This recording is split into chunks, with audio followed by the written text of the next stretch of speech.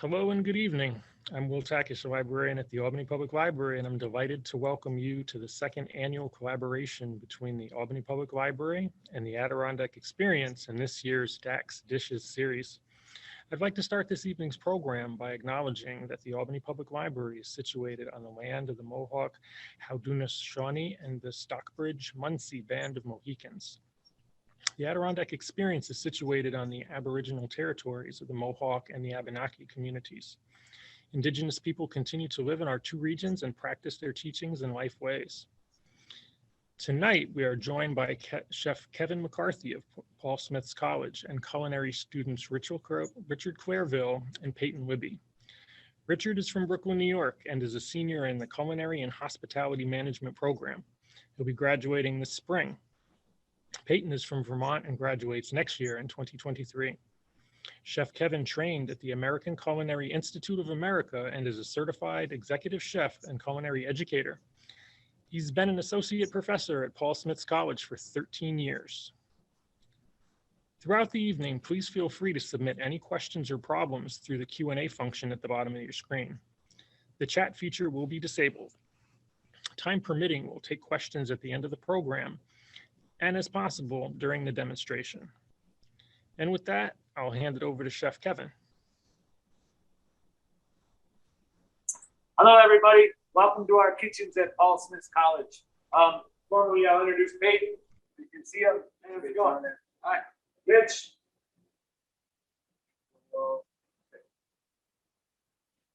So our topic today is what to do with those root vegetables. We're right in the middle of winter. Usually at this point in time in the restaurant, we get a little bit tired of the same product. So we try and think of different ways to utilize root vegetables, especially the storage crops. We try and buy as much product locally as we can. So what we're going to share with you is a couple of dishes that we do in the restaurant. Not so much recipes, but technique. The recipe, it's hard to follow a specific recipe for these dishes. But what we're hoping to show you today is a different technique that applies to any vegetable that you want to use. So the first one that we're going to work on, we're going to call this the baked potato method. All right. Today we're going to utilize, we got rutabagas, celery roots, purple daikon, variety of carrots, parsnips, turnips. These are kind of cool from Tucker's Farm. These are called blackberry potatoes. We're probably one of the only a few places that are using them now. They're not marketed nationwide. They're a test product by them, but comes from right down the road. So baked potato method. Going to start with tin foil. And this reminds me of the first restaurant I ever worked in because my job was to wrap all of the potatoes for dinner service. What we thought about is how we can roast off some different root vegetables. Number one, to impart some flavor. And then number two, so that we don't lose a lot of the flavor from those vegetables. For example, if we blanch and shock them, a lot of that flavor will go into the water. So very simple. We're going to take Sedalia onion, sweet onion. We're going to use it whole, just like this. We have our tin foil, which is here. Put that directly on the tin foil. A little bit of canola oil or regular olive oil. Light drizzle on there. This is where we impart a little bit of flavor. Probably my favorite herb, fresh thyme. We grow it at a restaurant out in front. We buy a lot of it in the summer. We're going to wrap this up.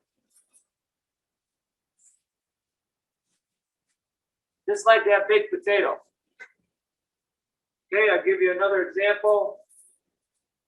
We can also use carrots. We're going to use a couple parsnips for this particular dish. All they have to do is make sure that we have a thick enough foil, small amount of fat, a little bit of thyme. We'll add salt and pepper later. Again, baked potato method. We're going to wrap it both sides. So everything is encompassed like this. Another great way to do this is if you bury these in the coals of a fire, gives it a very rich flavor as well. These items we're going to take, place on a cookie sheet or a sheet pan.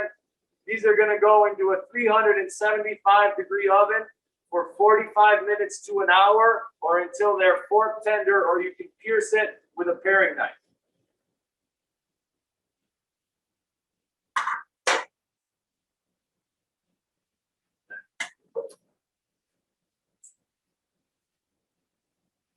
So here's some, and I wanted to show you that I did a little bit earlier, save a little bit of time.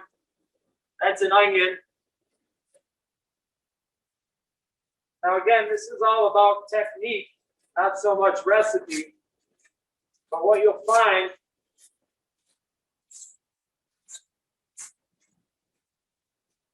is that these products, they roast. There's a lot of natural sugars in parsnips, in carrots, and especially onions. So we're releasing those sugars, and they're going to help with our final dish that we make with this. So this, we have our onion.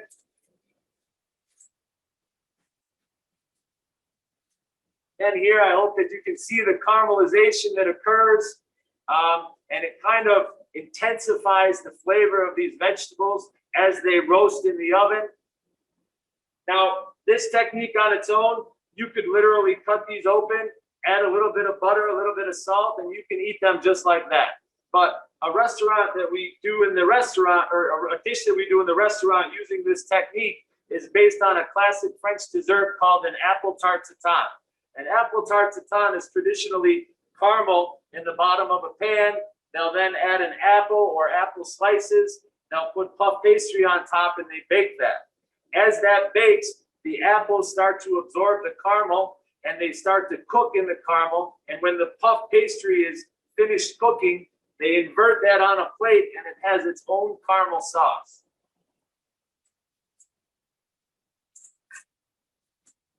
I'm going to clean this onion real quick just to show you how fast this can be done and how easy it is. All we're doing is removing that outer layer of skin.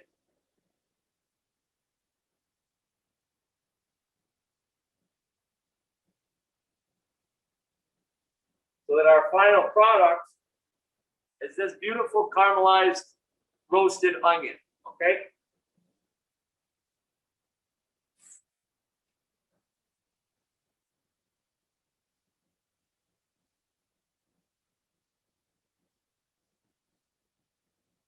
So we have done a little bit of advanced prep so that you can see everything that gets done in a fair amount of time.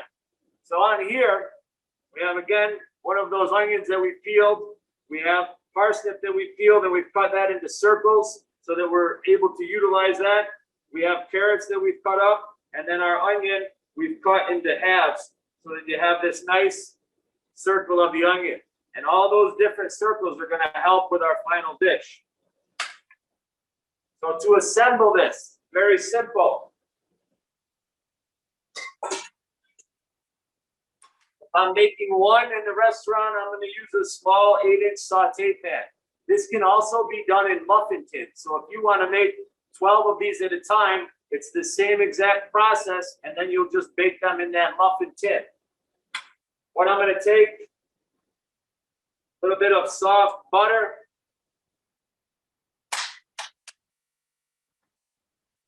Just enough to coat the bottom of this pan that's about the size of that onion circle. Again, this technique applies for any root vegetable or hard vegetable that you might want to use. Here I have some simple white sugar. I'm literally going to put about 2 teaspoons, just enough to cover that butter, and make a little bit of a layer. Essentially, the way we present this is it's going to be like an upside down onion tart. So the side that's going to see our customer is the side facing the bottom of the pan. So I'm going to make sure that the inside of that onion is facing down on top of that butter and sugar mixture.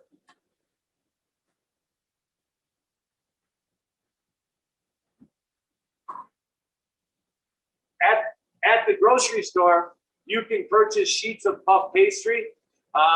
We make puff pastry here on campus, but you can use the store-bought puff pastry, and all you need to do is thaw that out, and then you'll put, obviously the onion is in a circle, you can cut shapes out of that. You can do that with a small knife, you can do it with a can, a coffee can, or whatever size that you want to make this. This is an individual size tart we're going to make, but we'll also make a large one that'll feed multiple people, and we'll give you a different way to present that.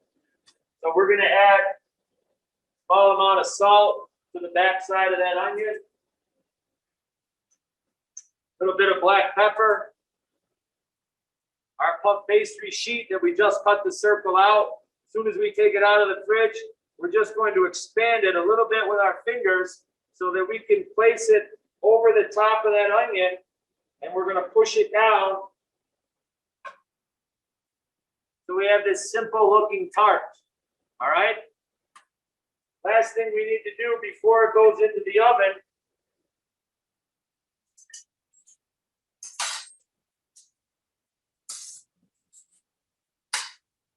We're going to put a couple drops of water. What that water is going to do is going to ensure that that sugar doesn't burn before our pastry cooks. And if we still have a little bit of moisture left in there when it comes out of the oven, we'll put it on top of the stove top, and that's where we'll create our caramelization. This is going to go into a 400-degree oven for 10 to 12 minutes. Show you a couple different applications with different vegetables. These are carrots that we roasted. Exact same process, except these are a little bit harder to manipulate in the circles. So we cut them into large rectangles. We put our butter and our sugar on the bottom. We have our carrots here. Again, we're going to add a little bit of salt. If you so choose, you can add some thyme leaves here.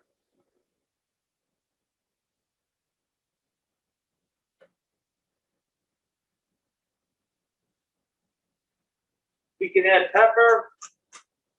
Again, this is all about the technique. I got square puff pastry to go with my square carrots. I'm just going to push that out a little bit with my fingers so that I can cover the top of these carrots. I'm going to press it down.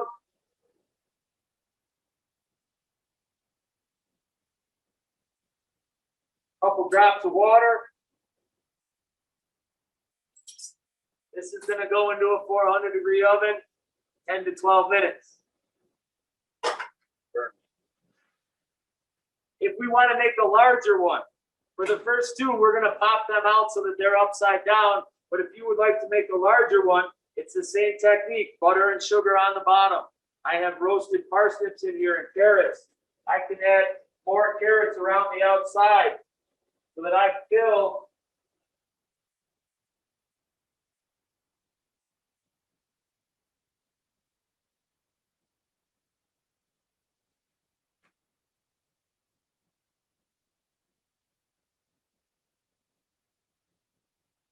this pan completely with vegetables. This is enough to feed 2 people. Valentine's Day coming up might be a good idea. I have a larger piece of puff pastry. Again, I can add fresh thyme.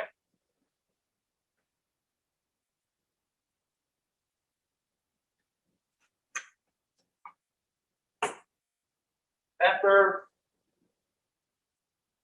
Salt. Bigger piece of puff pastry, same exact technique. Over the top, just so that it covers all of these vegetables. We're going to push that in. And because this one we're going to serve in the pan, we're going to make a small X on the top.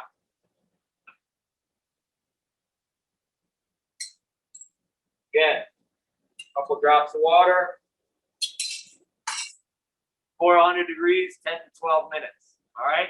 So that's our first method, is the baked potato method. And then that's how you utilize it to make an interpretation of tarte tatin, but in a savory fashion.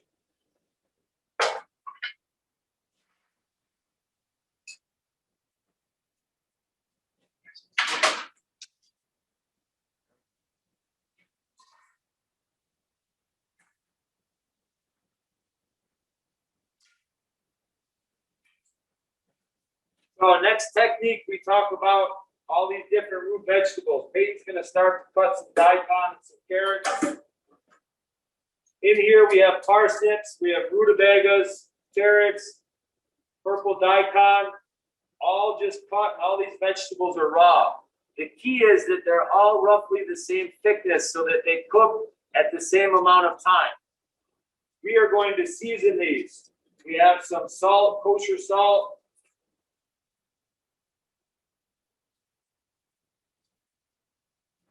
And this is just seasoning to taste.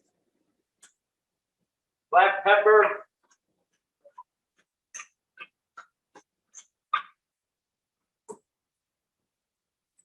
Coriander seed.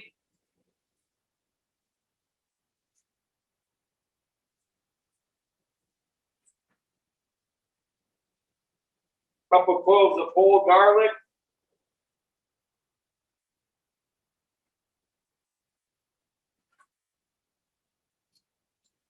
Can't not put thyme in there.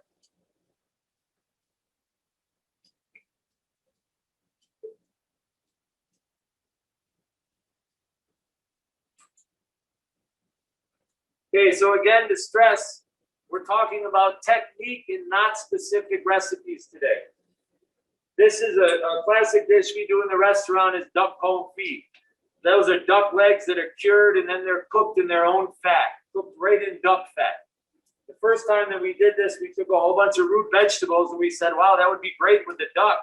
And we didn't cure the vegetables with salt and sugar, but we did cook them with all the different flavor components in the confit, and we cooked them in the duck fat. Confit is an old preservation method where the fat will seal and it doesn't allow oxygen in, and it allows no bacteria to grow. So this can be kept for an extended period of time in the refrigerator, and your vegetables aren't going to go bad, just as the duck legs don't go bad. So technique is cooking these vegetables in fat. Now the fat choice is up to you. We're going to use a combination of olive oil and canola oil today. You can use duck fat, you can use grapeseed oil, you can use pretty much any non-dominant flavor oil that you want. If you like duck fat, I recommend you try it with a duck fat because it's fantastic. Your flavor profile can be anything that you want. So again, we chose to go with garlic, thyme, coriander seed, salt. We always tend to add a little bit of lemon with the vegetables, gives it a little fresh flavor, a little bit of pop, a little bit of acid. So again, this technique, we got our raw vegetables. We are going to cook them in fat. So we have our combined fat here, and we are going to put enough just so that these vegetables are submerged.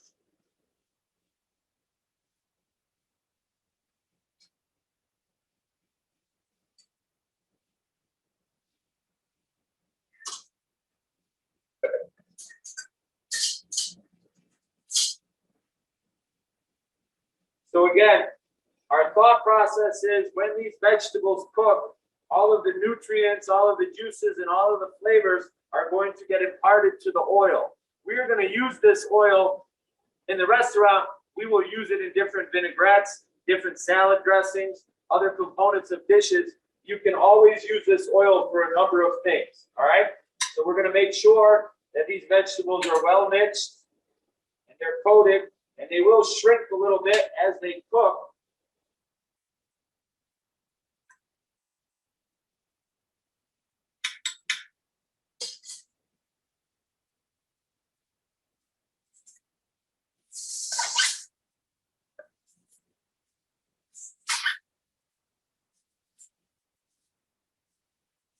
Tin foil.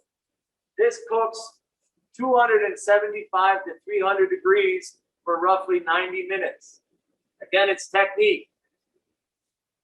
275, 90 minutes, or until you can pierce them with a paring knife. If you like your vegetables to have a little bit more crunch, you can take them out earlier. But this is the technique, and this is how we impart that flavor into here. And then after these are cooked, we'll show you one way that we use them in the restaurant.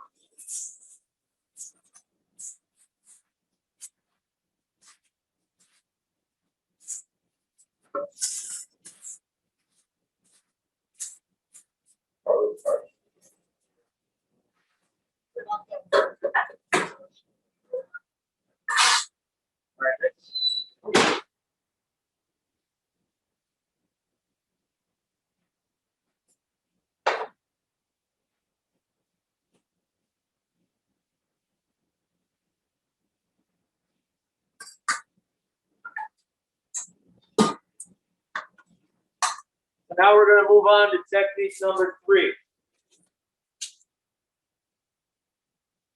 Celery roots, rutabagas. Sometimes these can be a little bit difficult to deal with. When we clean these, we simply cut off the top and the bottom. We take a serrated knife and we shave them down to remove the skin, and then we can utilize them in a couple different ways. Same process for the celery roots. After we peel them, any trim that we have, we are going to keep because we're going to turn that into a puree, and that's going to become a dip that goes with this dish. So Rich is going to start to clean these vegetables. After he cleans them, we're going to cut them into French fry shapes. All right? They don't all have to be perfect, but roughly the same size so they cook equally. So we have the turnips, we have parsnips, everything is there. So these vegetables, number one, they'll be raw. And if you've ever made French fries or you've ever had really good French fries, they always blanch the potatoes in 220-ish degree oil 2 or 3 times so that it cooks the potato first, and then they'll freeze that. Then when they're ready to utilize those potatoes to put them on the plate, the last frying is at a higher temperature, roughly 350 to 375 degrees. That's where the potato gets its crispiness and it stays firm. If you just cook your potatoes raw in the fryer, many times they'll start to burn before they're cooked all the way through, and oftentimes they won't be crunchy because they'll steam once they come out. So this is a way for us to create a crispy root vegetable French fry.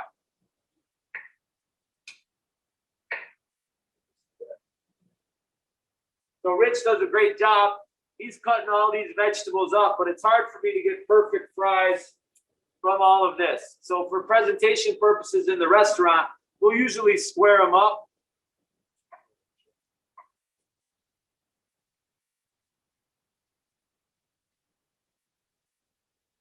Any trim or anything that's extra, no skin, we're going to use this because we don't want to waste it. So again, we're going to take all of the trim, and that's going to go into a pot.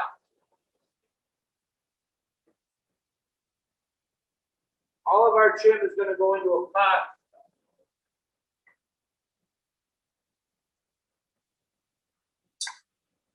So keep working on that. These vegetables that are raw, we are going to blanch them in salted boiling water. Again, we're talking about technique. So we prefer our vegetables to be 70 to 75% of the way cooked through for this. I can't tell you the exact time. The only way that you know is to taste them as they're cooking, right? Put them in for a minute, take one out, taste it. If it's done, we're going to put that into an ice water bath to stop the cooking process.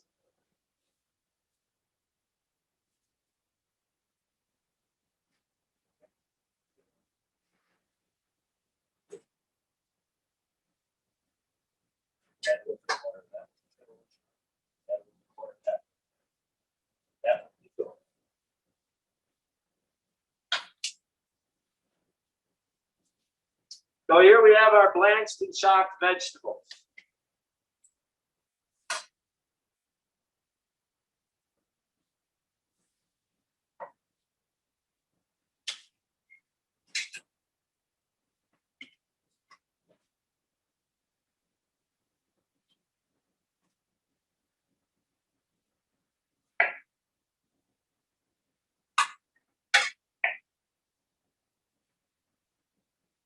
Again, we're talking about technique, a different spin on a classic thing, such as a French fry, or such as duck confit, or such as an apple tart tatin.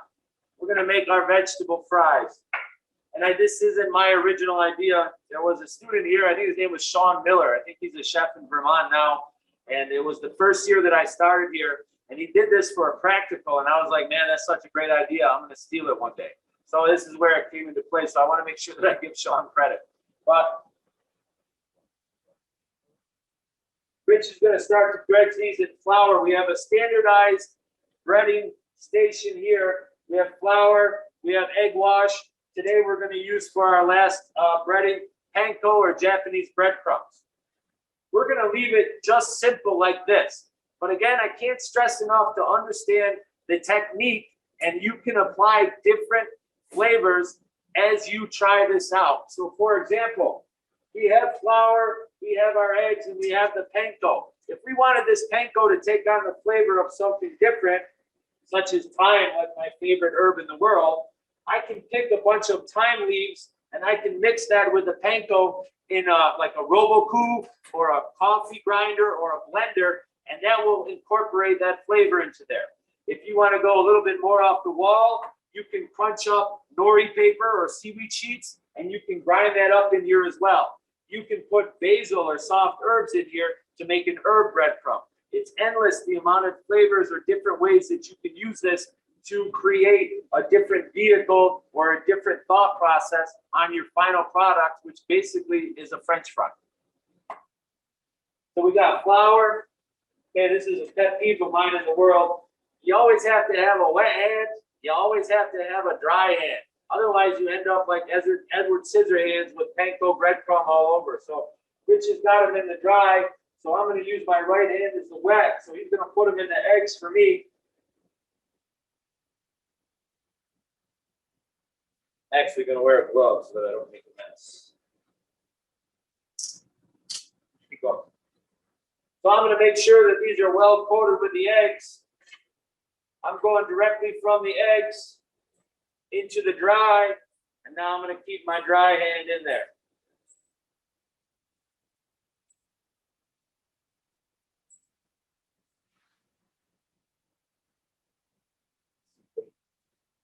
Yeah, you can pull them out. Add more water.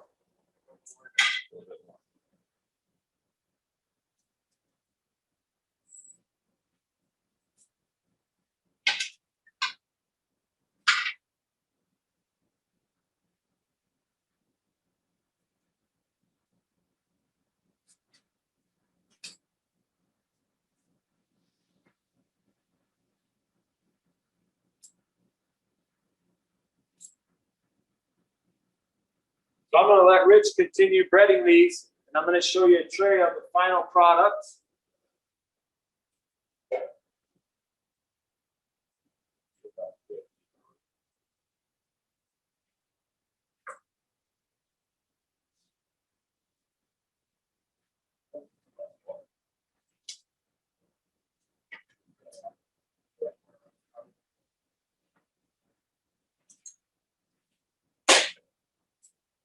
So for application in the restaurant where we're going to feed multiple people, this is something that you can then freeze when it's finished, and it will keep for up to, I mean, I've never kept them longer than 2 weeks, but I assume you could keep it up to a month, month and a half, as long as you don't get any freezer burn. These we prefer to cook them from frozen so that they stay nice and soft in the middle, but they get a super crunch on the outside.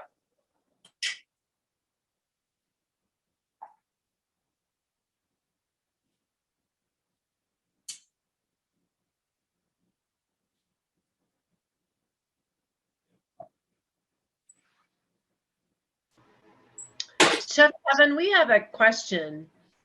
Okay. Did you blanch the veggie sticks? Yes, they're blanched and they're shocked. So we cook them in salted boiling water until they're about 70% of the way cooked. If you prefer them cooked more, but remember when we fry them, that last 30% is where they're going to finish up. But they're blanched and shocked before we bread them.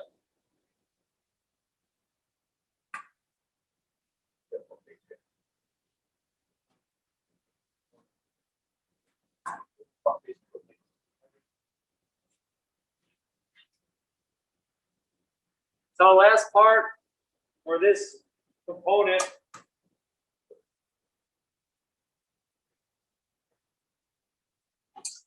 we have all of that trim from the leftover vegetables. A lot of times in the restaurant, we make different vegetable purees just to show the vegetable in a different contrast of character. So it's silky smooth in a puree. It's caramelized and crunchy when it's roasted. Has a different texture if we deep fry it.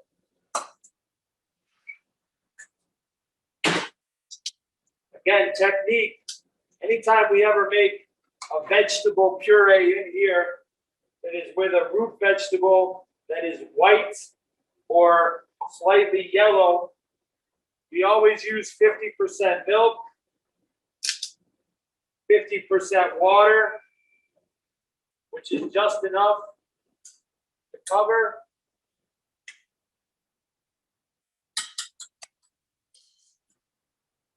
Generous pinch of sugar, generous pinch of kosher salt,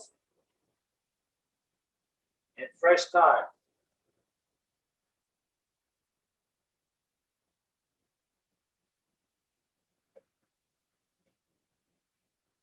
This is kind of like making mashed potatoes. We're going to cook this on the stove on high heat until those vegetables are fully overcooked. Once they're overcooked, we're going to strain them. We're going to put them in the blender. And then today we season some with a little bit of curry powder and a little bit of apple cider. So French fries usually come with ketchup. So our vegetable or our root vegetable fries are going to come with a curried apple puree, which is basically the leftover or the trim of those vegetables. So number one, we're not wasting anything. Number two, curry, apple, root vegetables, they all taste good together. It's still the same French fry experience, but with different components or ingredients.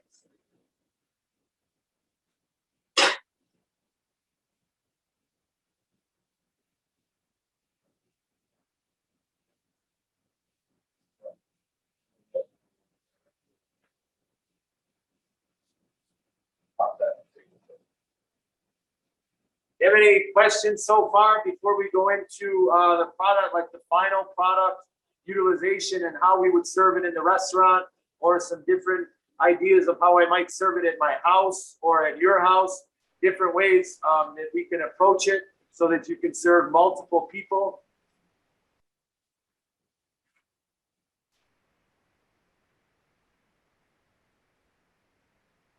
Okay, we'll keep going.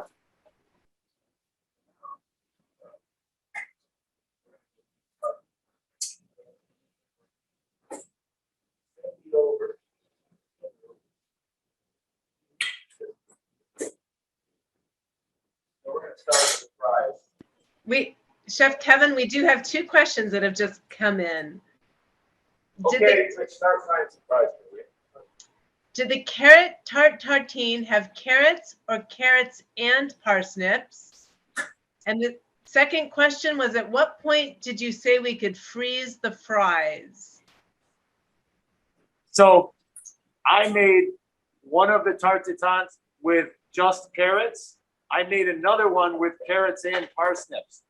Again, in the future, you can make them with a whole mixture of any of these root vegetables. You can use carrots, parsnips, onion, you can use turnips, anything like that. And you can use it by doing that roasted vegetable method, peeling them, cutting them into the shapes, butter, sugar, puff pastry on top, touch of water. And by water, it's just a couple drops so that that caramel doesn't become too dark in the oven.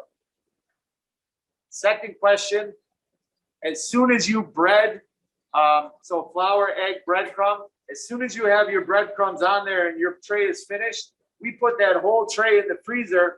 Once that's totally frozen, we can then store them in a Ziploc bag or a different style container to protect them from freezer burn. Thank you. We did get one more question. Can you make the French fries without a coating? That's a great question. So you could, but you're going to get a different product. So you're going to end up getting, there's not going to have that component that creates that crunch.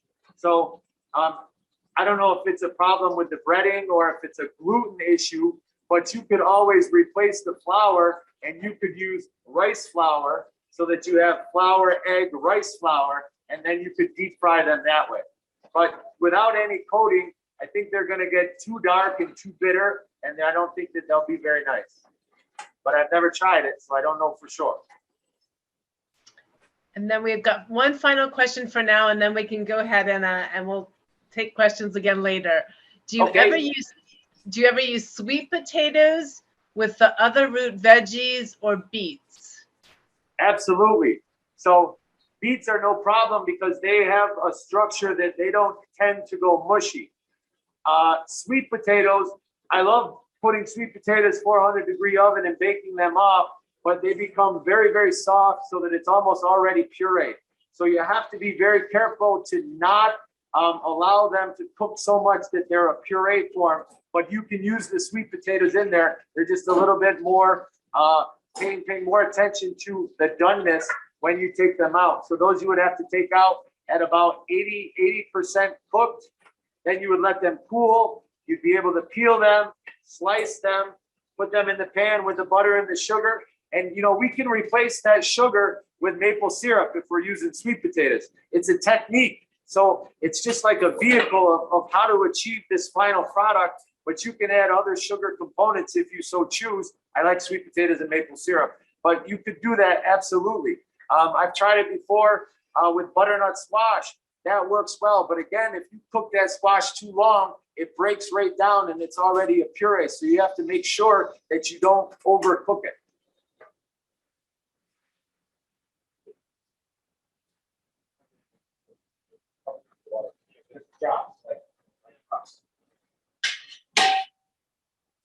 So we're going to look at our fried vegetable French fries. We're going to put together a little bit of a dish here.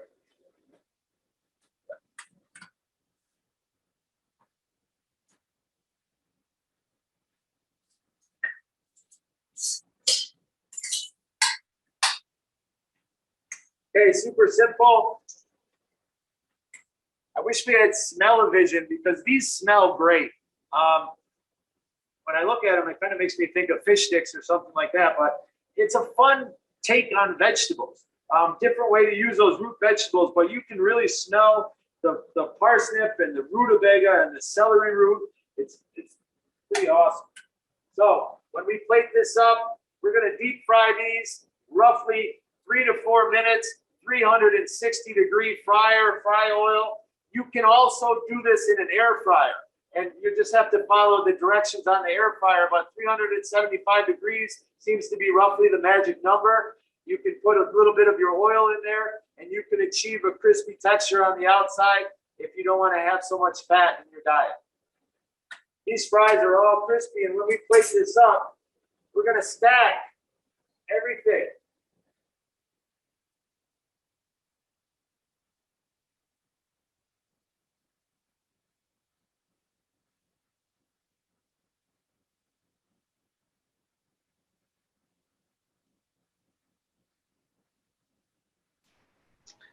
We have a quick question that came in. Can the fries be made in the oven? Yeah, they can be made in the oven too, yep. But you will need to apply some sort of a pan spray or some sort of a fat component, because then otherwise they're just going to toast in the oven. And what that pan spray does is it helps it kind of sizzle a little bit. You got to make sure you have a little bit of sizzle to get that nice crispy brown texture. Otherwise they tend to become too dry and fall apart.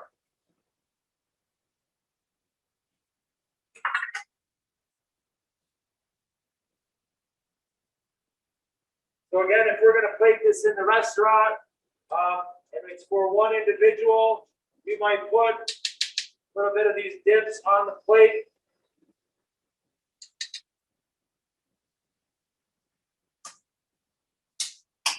Then we have our curry dip, and then we have the one that we didn't add any curry to it.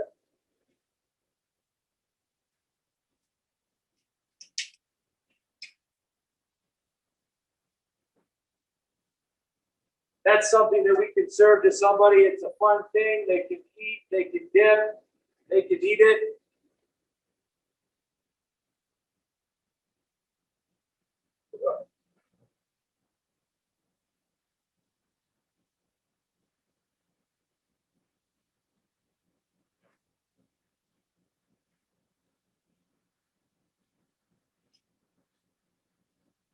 Guess we have to be careful of double dipping now.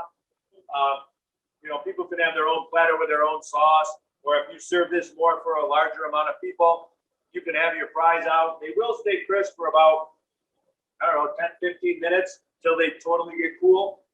People can take their own dip and put it on their plate. Just something different that you can do.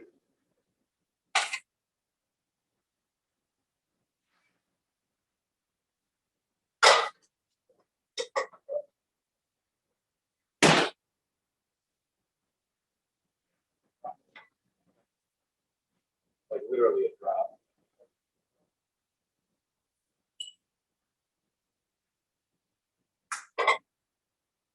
Sure.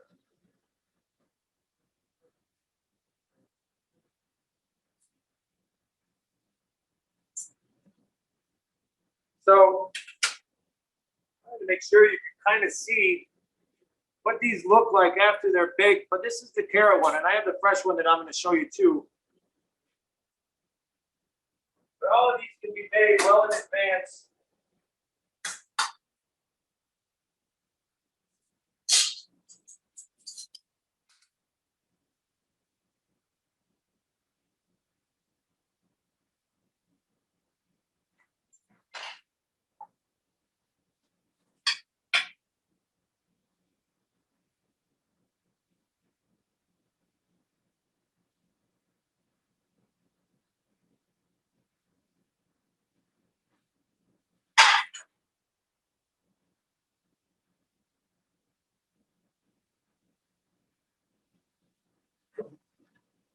So first one, this is the one that we have in the pan. Now, when we made that caramel, if these sit out at room temperature for a little bit of time, that caramel is going to start to seize. So this is something that you want to, when it's for multiple people, you're probably not going to want to invert it, but you can take this directly out of the oven and then you're going to serve it. People can break right into it, okay? And as you'll see on the bottom, we have all of these roasted vegetables and they'll be able to eat it that way, okay?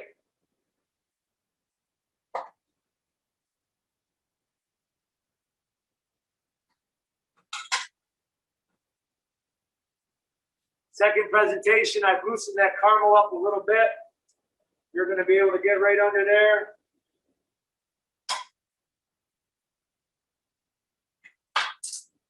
You pop that out. Onion's one of my favorite vegetables to do. Again, this isn't my original idea. I stole this one from Brian Sutton, who's a very accomplished chef out in Napa Valley right now.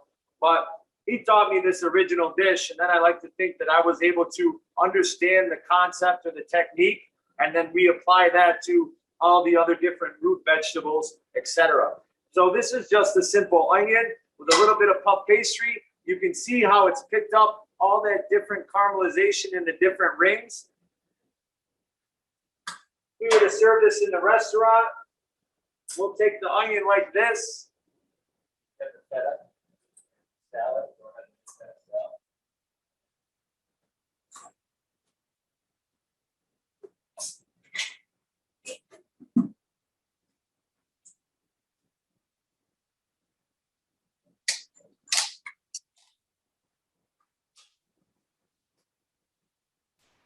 Chef Kevin, we have a question.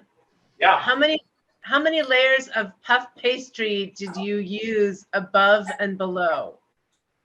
No puff pastry below, just one piece on top. So for example, in the restaurant, we want to be able to pick this dish up roughly within 8 to 10 minutes of the guest ordering it. So we have our cooked vegetables, we have our butter and our sugar on the bottom, we have that one piece of puff pastry on top, and it only takes the amount of time for that puff pastry to cook, and then we can manipulate that caramel on the bottom so that we can get it out. So again, just one piece of puff pastry right over the top of the vegetables.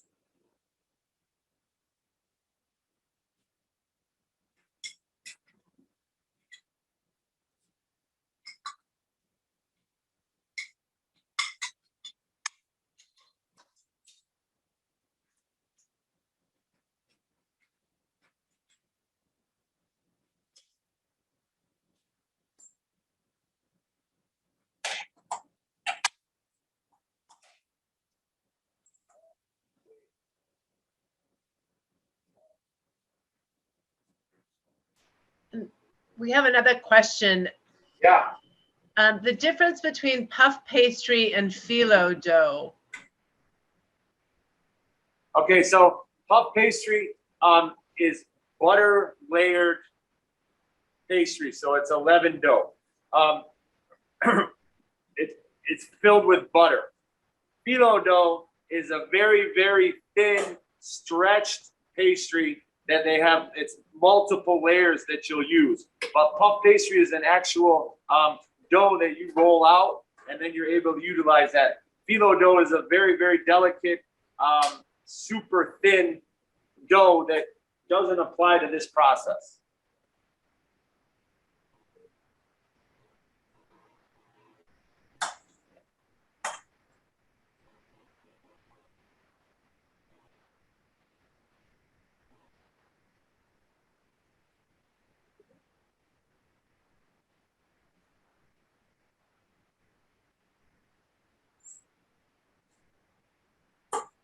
Simple application. So on our menu, that would say sweet onion tart tatin with feta or goat feta from Asgard Farm, local greens. Simple, to the point, one way to utilize the vegetables.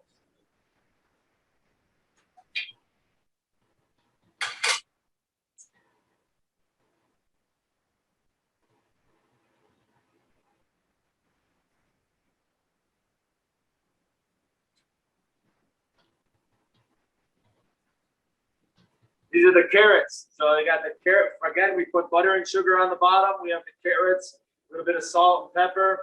Then we put the puff pastry on top. Once that comes out of the oven, we're able to invert it.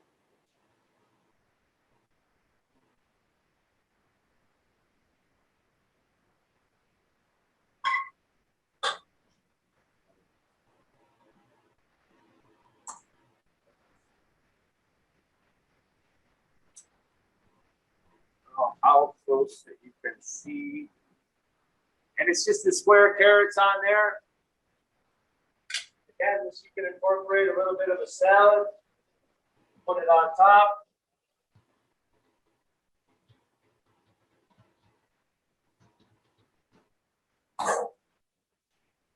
One other way that we can utilize that technique in different root vegetables.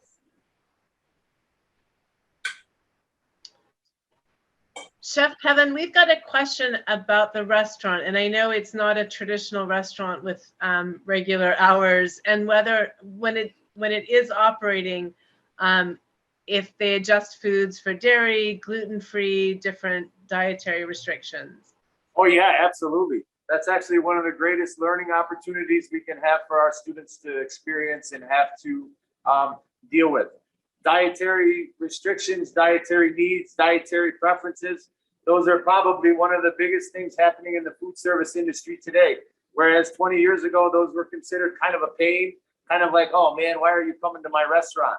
Today, we will adjust our menu for anybody that comes to the best of our ability, whether it's a food allergy, whether it's a dislike, whether it's choosing to be a vegan or a pescatarian, or if you just simply don't like something, we will bend over backwards to do whatever we can, because that is the definition of the hospitality industry.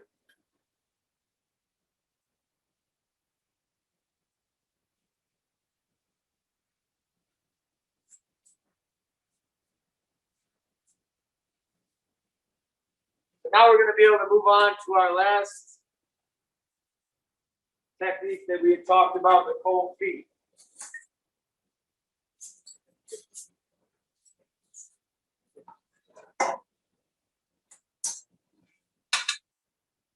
So obviously this is some that I made earlier. You can see they're sitting in that oil. Now this oil is not going to get wasted. And again, you know, sometimes people are like, oh my gosh, look at all that oil in there that you used. Yes, they're cooked in that oil, but it's a good oil. And it's adding a little bit of flavor, and it's also helping to keep all of the flavors from the vegetables in there. And you'll see when we use it, there's really not a lot of oil that's utilized on the final dish. We will use this oil multiple times to cook vegetables again in the future once we use all of these vegetables. Chef Kevin, is the restaurant currently closed? Well, that's a great question. So our restaurant this semester is run by our capstone students. So those are the seniors, Rich, who their final culminating projects in order to graduate in May is they have to run the restaurant for 1 full week where they are the chef. So they have to identify a concept that they believe in, that they want to learn more about, that they think that they can write a menu based around. Rich chose global traditional fusion. So he's able to take the history of where foods were first discovered or documented that they grew and kind of track them on the travel path and how they got to wherever they are and how they are associated in different cuisines and different dishes. Lots of great ideas, lots of opportunities for them to be creative. But again, he's going to have to produce a 12-page research report minimum on that topic and the history of that topic, how it's relevant to the industry today. That's the number one thing that he has to do. Number two, he has to develop a menu, and he has to implement that menu into our kitchen and run the restaurant for 1 full week where he is the chef. The reason that we want them to do it for a whole week is because in the restaurant industry, so every time I had a day off and I would call my restaurant that I was working at or that I was running, I would say, hey, what's going on? How's everything going? And they'd say, man, how come on your day off, everything goes wrong? And I'd say, well, it's the same thing that happens when I'm there working, except I'm the one who deals with it. Now you're the one who has to deal with it because I'm not there. And what we want our students to do is have to deal with the different challenges and problems that are associated with running a restaurant. So not everything will be perfect on day one when we open, but they're going to have to struggle and work through the different challenges so that when we get to Friday, everything's humming and everything's pretty much right on track for what it needs to be to sell to our customer out front. Not only do they have to come up with a menu, but they have to develop the recipes. They have to be able to share mise en place lists with their team in the kitchen so that they can delegate all the different jobs that need to occur in order for that food to be cooked, put onto a plate, and delivered to the customer in the dining room. They also have to cost out every recipe that's associated with it by batch. So if they're making a 5 gallons of butternut squash soup, number one, they have to be able to know how much that costs to produce that for the 5 gallons, but also how much it costs for 1 bowl of soup to go to a customer in the front of the house. So again, their responsibilities are taking a topic, being able to design a menu that they can implement to a team of workers in the kitchen. They also need to be able to deal with their food and beverage manager out front who says, yeah, that's great, Rich, but how much does it actually cost to produce that? So they have to be able to understand and display all of the different tasks that go with running a kitchen. And it's a big thing. It's a full semester course, and it's a lot of work and a lot of stress for the students, but it's a great experience on the back end because once they work their way through it, they're ready to go out and they're ready to get a job and to work in the industry. They might not be perfect, but they got an idea how to get things done. So our restaurant this semester, we will open the second week of February, and we will be open Wednesday, Thursday, and Friday each week with a different student in charge all the way until the end of the semester, which is the last week of April. We can provide, you just need to call to make a reservation. Currently, I do not believe that we are allowing the outside public to come onto campus, but I'm anticipating that that's going to change really soon. And I'm hoping it's going to change really soon.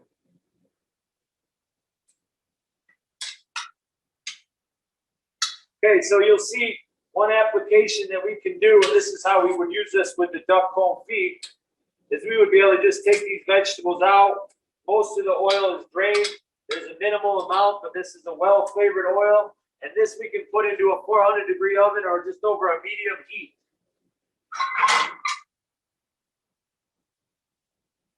That oil is going to help us to caramelize the outside and to heat them through.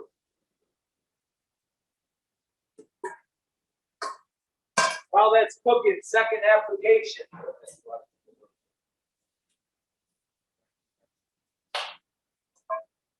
We got another slouted spoon. A lot of times we'll serve salads with confit root vegetables. So we'll take these vegetables, take them directly out of the fat. We'll store them in the fat. We want them to have a slight coating of that oil on there because that oil is rich, it's flavorful. When you make a vinaigrette for a salad, traditionally the ratio is 3 parts oil, 1 part acid. The oil is already on these vegetables. So we're able to put these vegetables into our bowl.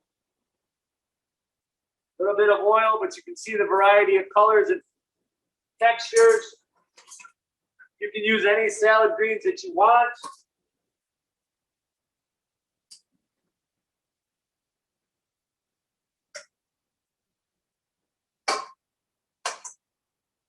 We already have our 3 parts oil. Our acid is lemon juice.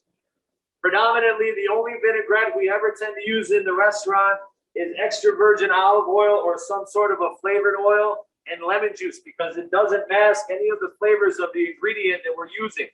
We have a minimalist approach to the cuisine that we're trying to achieve, whereas we buy the best product that we possibly can that's in season and from our region, and we try our best not to mask it or to screw it up.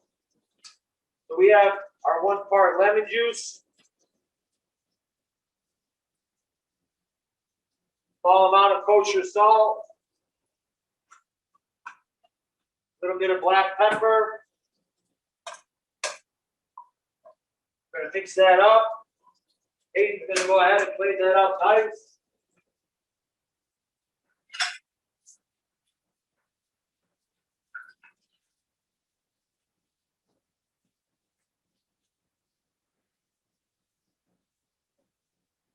Here we have a couple of those blackberry potatoes. They're super dark blue.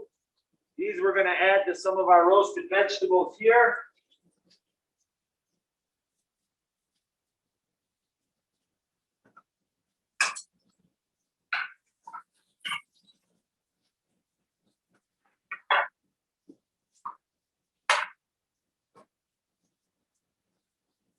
A lot of times, we want to store these for longer periods of time. We'll put these into a mason jar, make sure there's enough of that oil to come to the top so that no oxygen can get in. And after 3 or 4 months, the flavor is intense. It's awesome, something we love to do.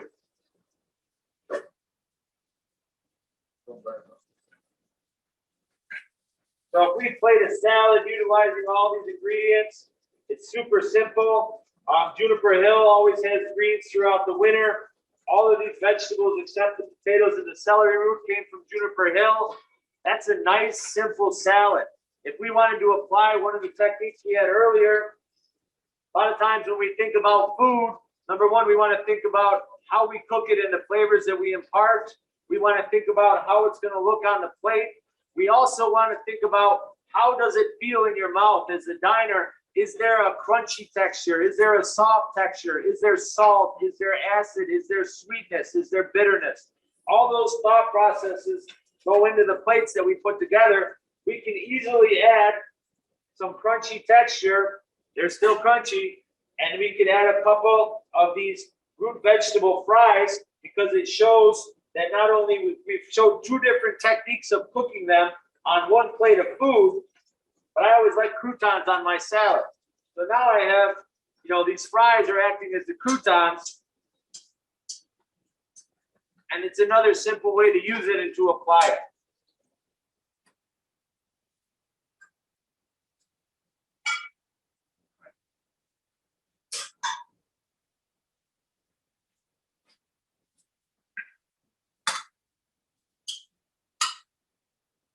So our last one that we were doing,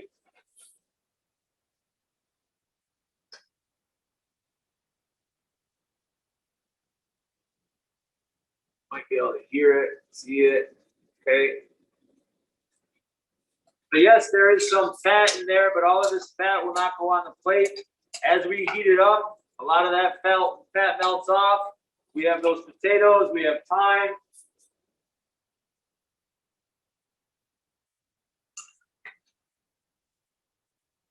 We've now added texture by crisping them up with a little bit of roasting.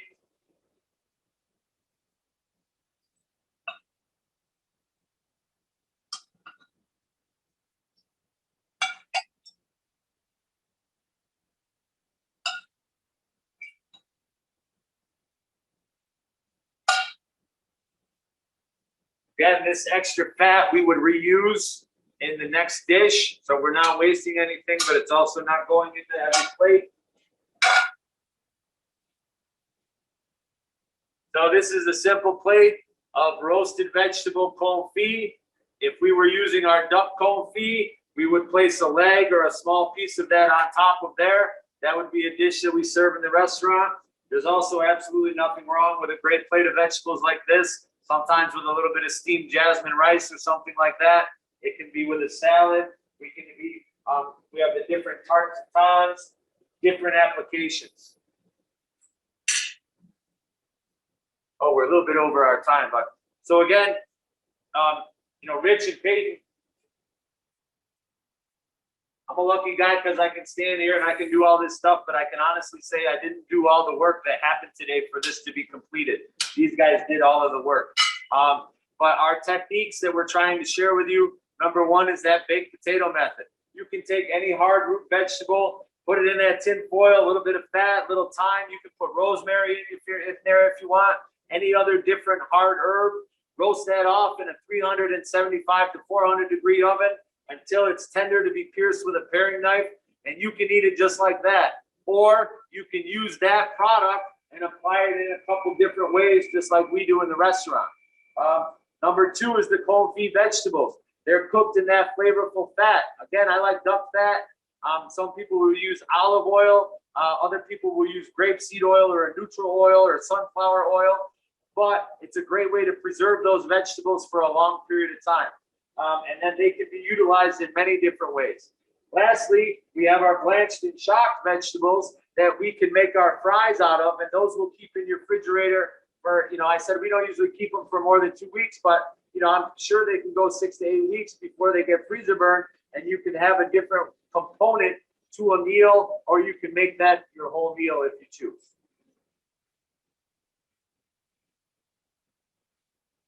If there's any other questions or anything, we would be happy to answer them. I'm going to go ahead and jump in here. We're so glad everybody joined us, and thank you for staying a little bit late. I'm Cheryl Bronstein. I am the Director of Interpretation at the Adirondack Experience. And I do want to say thank you so much to Chef Kevin, Richard, Peyton, to Will at the Albany Public Library for partnering with us to make these programs happen. We do have a program coming up in 2 more weeks with Dan Rivera, who is the owner of Triple Green Jade Farm. And you can register for this program and any of the other programs coming up in our Dacks Dishes series on the link that I put in the chat. Chef Kevin, if you're willing to stick around for a few more questions, I can go ahead. Absolutely. Sure. All right, I will go ahead and pop up the questions. So let's see. Somebody asked the question, how many layers of foil? I put 2 so that it just is super tight. There's different thicknesses of foil that you can use. The one that we got this time is pretty thin, so I put 2. If you get the heavy duty foil, you just need 1. And it's so that it won't rip easily in the oven. It looks like that's it for our questions. So everybody just says thank you. And again, thank you to all of you for joining us tonight. Great day. Take care. All right. Thanks, everybody.